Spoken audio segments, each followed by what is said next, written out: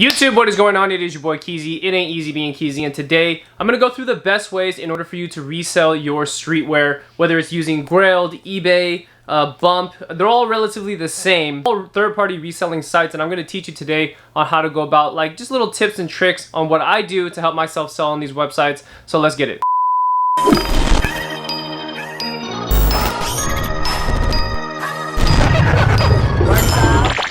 First example that I'm going to give you, or tip I'm going to give you, is that always make sure that you have really nice photos. And I'm going to replay a clip here that I have from another video of mine because I don't want to redo it, but I will do one other example of that, and we are going to be using this wall and this item on how to take some photos, basically just how to make it look the best way possible. Alright, let's clean this up real quick. Okay, so what I'm going to show you is how to quickly take some decent pictures for your Grailed account to sell your item a little better. Make sure that on your wall you don't really have too much going on, like some of the stuff that I have here. We're gonna make sure we throw it over there, so then the spot is open in order for you to kind of present your item better. So I recommend, if you have a wall that has a previous like painting on it or whatever, usually you have like one of these little hooks right here, which I'll show you even closer. A little hook on the wall. It was for either a picture frame, but this also can easily be used for a hanger to hang some clothes. As far as where to buy a hanger to hang up your clothes, I just used ones from Target. So you just go ahead and add it to your clothing item here. Make sure everything is kind of in place, then hang it onto the wall. Just make it as presentable as you can. Now, sometimes this is like the tricky part for some people, because I see a lot of posts on Grailed or eBay or whatever website that they're using to like a third-party reseller for clothing items or just any other items in general. They don't necessarily take the pictures that well. So I'm gonna teach you on like kind of like a little quick step on how I go about doing that. Now, most pictures are usually taken on cell phones. The reason why we're hanging it on the wall is because I want to lay it flat. So when I step back a little bit, I can get the whole item. Now make sure you have a gap on each side of the item, and you're not taking your picture like this, where it's like you can't even see the whole item. And also make sure that when you take your picture, you're not shaky and then it turns something out like this. Right? You don't want it to be blurry. If it's blurry, it's harder to sell your item. So make sure you got everything lined up directly, take your photo, and then it ends up being something like that. So anyways, I hope that was helpful, because I just wanted to add that tidbit in on how to shoot your photo to help better sell your stuff, because sometimes people will post something and they go, oh, it's not selling, and then I see their photos and I'm like, of course it's not selling. Like, the item looks terrible. The item is sick, but you're not making it look good. And this is a very, very easy way of making your item just pop a little bit more to help you sell items. Okay, so for my second tip on how to go about selling your products on third-party reselling or streetwear reselling sites is not only to take photos like the way I just showed you and put it on the wall and make it more presentable, but also to tag your photo. Now, this is really big in like the streetwear community. In fact, just the reselling community. It doesn't even need to be clothing, but to always tag your photo. And what that means is to put your screen name next to the item that you're selling. Okay, so I just went to go grab my piece of paper, and a perfect example. This is the screen name that I use below for my Grailed and my eBay, and then this is sometimes I use in Facebook group chats. So I just put it all on the same paper so it doesn't confuse anybody. I basically switch between two pieces of paper because that's too much time. I just get a Sharpie, I write my name on it, I put it next to the item. You can literally do this anywhere. It's super easy. Now, the biggest reason why you're gonna wanna do this is because people want to know whether or not you actually have the item, because there's been many cases on eBay and other reselling sites where people will post a picture of something, say that they have it, and sell it to you just so they can get your money and scam you. And this is a sure way of kind of telling people that you're not going to scam them. Now, have people been scammed even though they've tagged their photo before? I'm sure. I mean, there's been a lot of cases of many different people scamming many people, but this is a better way to reassure that you're like a better seller, a more legit seller, and also that you have just a little bit of experience in what you're doing and what you're selling. So without talking about this piece of paper too much, let me show you on how we take the photos with this item.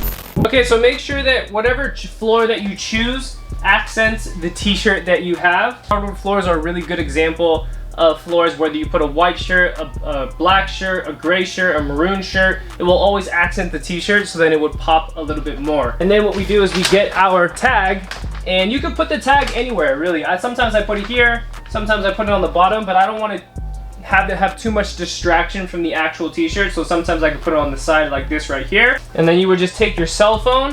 Now I would take the photo from up top and then keep in mind the little cross in the middle. Make sure the cross in the middle lines up. Take your photo.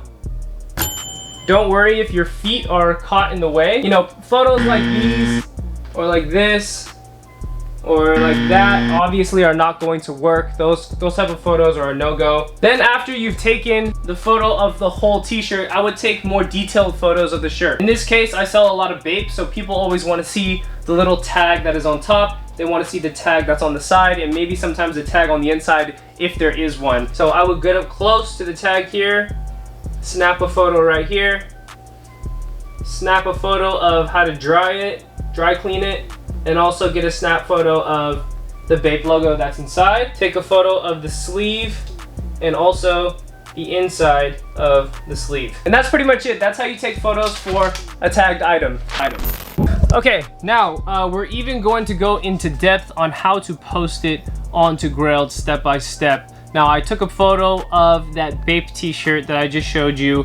It's the heavy metal Bape t-shirt, and before I even post the item, I always look up on the actual account that I'm selling on how much everybody else is also selling it for, and it looks like it's going for about 175, 180.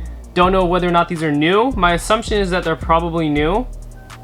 And this right here, everybody's selling for about 135, right? 135 at the lowest, 180 at the highest. So that we have that information, all you do once you've started your Grailed account is that you go down to the bottom, it says sell. This is super easy, super easy. Click add listing.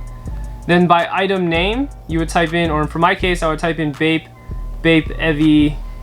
heavy metal, T black, size XL, right? Dash XL is what I do. Then you sometimes right here on this option, they will give you like options on how, or other people that have sold the item, and also information on what they previously posted to help you post yours faster. But in this case, they don't have it, so we're just gonna go to blank form. I will go ahead and add my photos. My photos I have here. The first photo that I would put is the one that I hung up because it looks the best.